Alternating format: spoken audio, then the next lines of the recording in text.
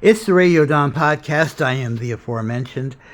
Thank you very much for joining us. I have a lot to say in a very small period of time, so let me just get the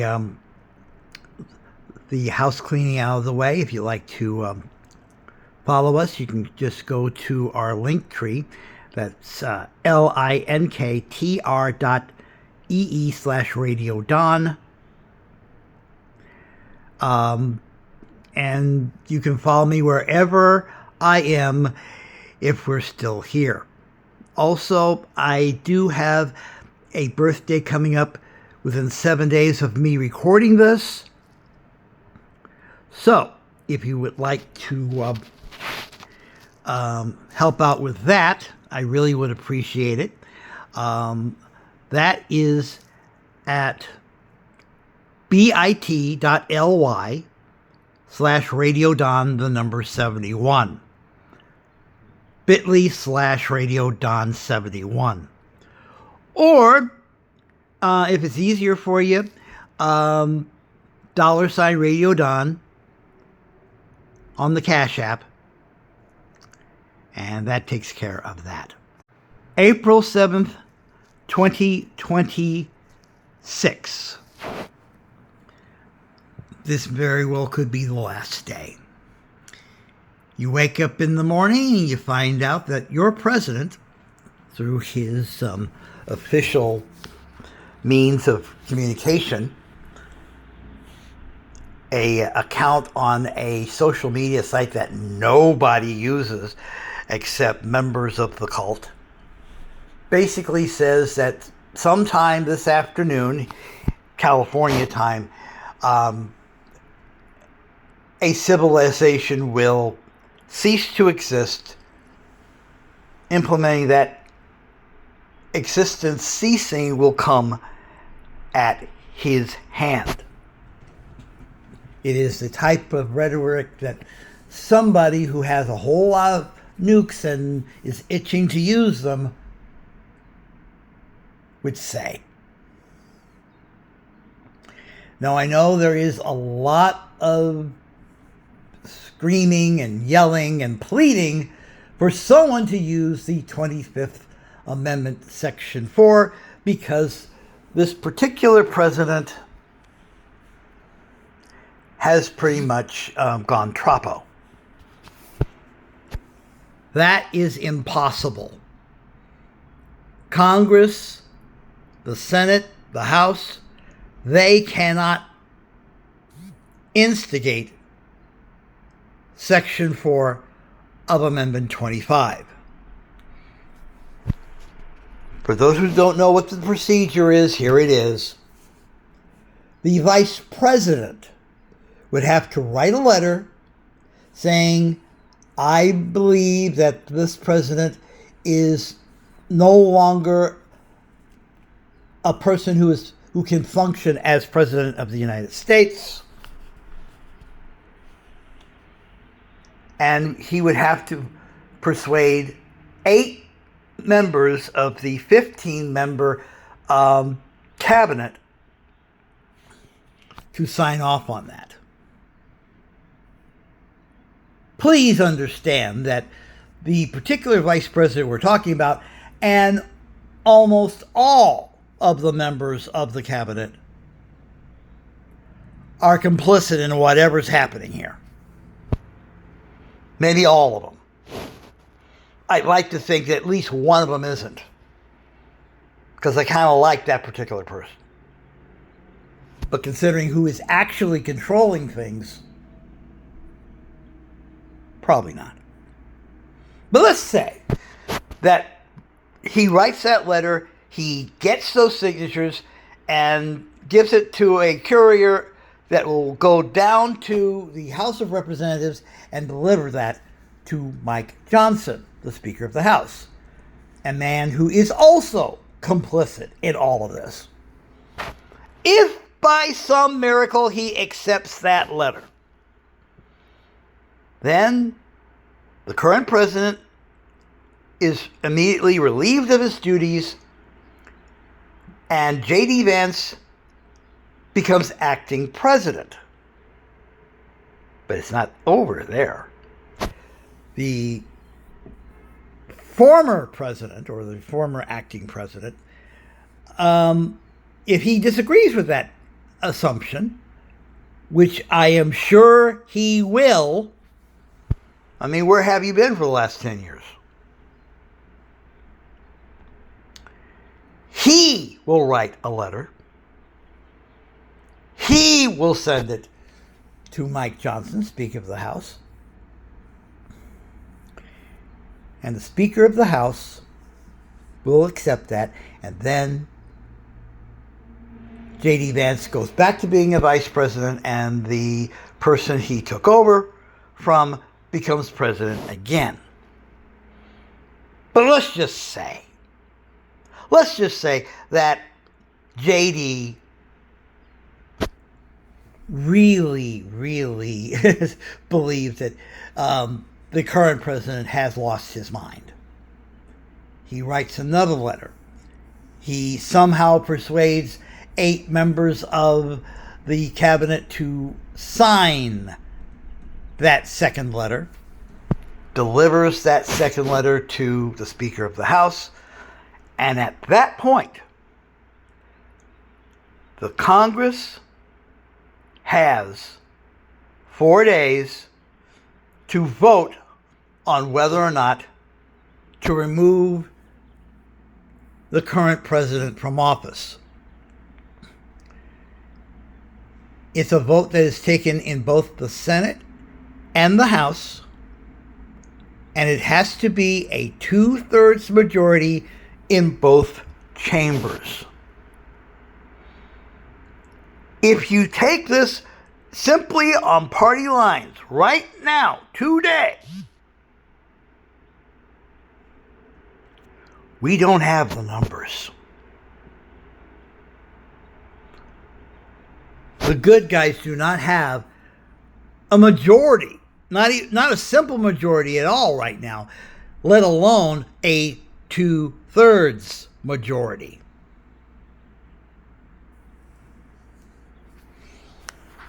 In other words, there's only one way to get rid of this guy legally.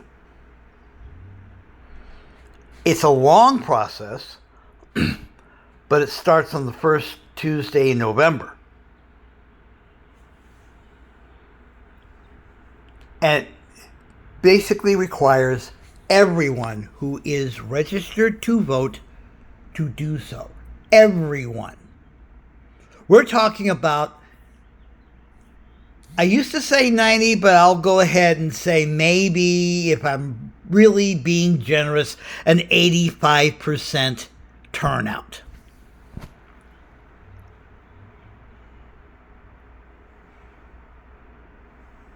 And if they force us to do this, to go to the polls, let's do that. Let's show up and clog the works. You show up with your regular ID. Oh, you need to have your birth certificate and your passport and all this sort of stuff. You basically argue that point. And that keeps going for several hours. Meanwhile, all the MAGAs in the back are wondering, what's going on here? Well, we all showed up with our little bitty driver's licenses. And we're, arguing the point. Each and every one of us. Now, of course, the laws, in most states say that you have to be in line at closing. Sure you want to wait until 4 o'clock in the morning? The bottom line for this is this. If Donald Trump pushes the button, and I'm probably going to think that everyone in the on the cabinet and the vice president and Mikey and all the other MAGA faithful along with maybe Paula White, will basically join fingers and push the button together, this could be the last podcast. This could be the last day. Because let's face it, if he decides to use the nuke, do you know how many nukes there are in the Middle East? How many?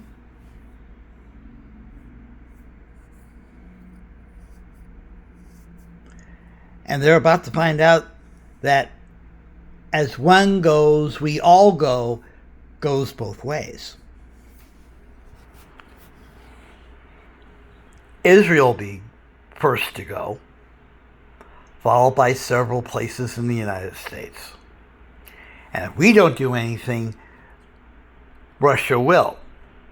And maybe China. This could be over in about 2 hours. We may not make it to midnight. Now, I sincerely hope that what I am saying would turn out to be the rantings of a madman. Because only a madman would even think about using a nuke. But we found out a long time ago that the people who are running this show, and I'm not just talking about 47, I'm talking about the people controlling 47 on Massachusetts Avenue. Is it Massachusetts Avenue or Massachusetts Street? I don't know. I don't live in D.C.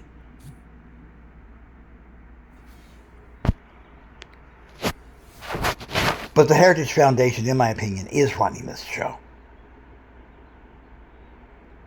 And they are run by a cult who basically believes that they have been cheated out of their Armageddon. They've been cheated out of their ticket home. And they've been trying for 81 years to get home. They've been trying for 81 years. But they keep forgetting that little bit of fine print in the Bible. You know that part that says, lest these days be shortened? And we have had 81 years of day shortening. We've come very, very close several times to this being ended. So several years ago, the Seven Mountains Coalition, in my opinion, set out on a course to basically guarantee that they can force the hand of God to basically come down and take his people home. First off, God can't be controlled by humans. And he doesn't control you. That's why he gave us free will. But just as no one could have taken God out of the schools, you can still pray. Especially during final exams and homecoming week.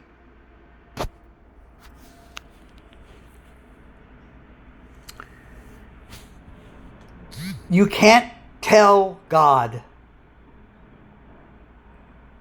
what to do and when to come down. It's on his timetable and only his. You can't force it. Which shows you exactly how deranged these people are.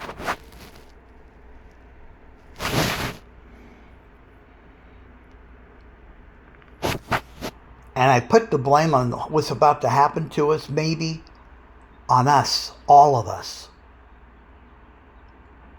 We didn't show up on the day we were supposed to show up. I've looked at the turnout rates. When at least 35% of the people in this country were doing something better, or thought they were doing something better than going out and vote. And by the way, the voter repression attempts did not affect those people. They just decided to stay home, or they weren't going to vote for the lesser of two evils. It's always been the lesser of two evils.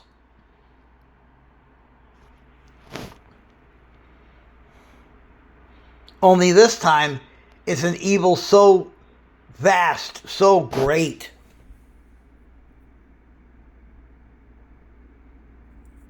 And by the way, think about it this way. I took a look at, all the people who went on that rock, and we all think we know what was going on that rock. You don't, because what you think was going on that rock, if it happened, was merely a perk. It is possible that when they went on that rock, they were planning exactly what's about to happen. Now, you're thinking differently, if you have a brain. So, I will sincerely thank you very much. If you've listened to me over the years, thank you. If you've been a friend of mine over the years, thank you. I do love you all, even the people who hate me, I still love you all. Just in case. And if we're still here, I'll see you on the next one. Take care. God bless. See ya.